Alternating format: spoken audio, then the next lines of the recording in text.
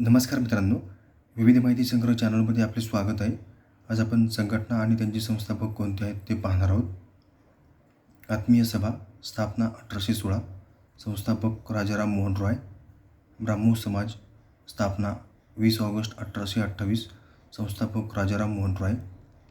तत्वबोधिनी सभा स्थापना 1839, संस्थापक देवेंद्रनाथ टागोर. मानव धर्म सभा स्थापना 1844, संस्थापक दादोबा पांडुरंग. भारतीय ब्राह्मो समाज स्थापना 1856, संस्थापक केशवचंद्र सेन.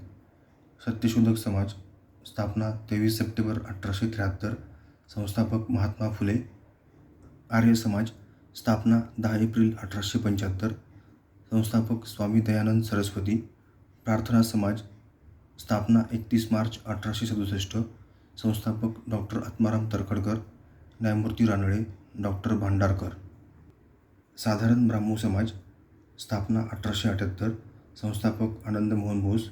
सामाजिक परिषद स्थापना 1887, संस्थापक न्यायमूर्ती मगू रानडे. औद्योगिक परिषद स्थापना 1890, संस्थापक न्यायमूर्ती मगू रानडे.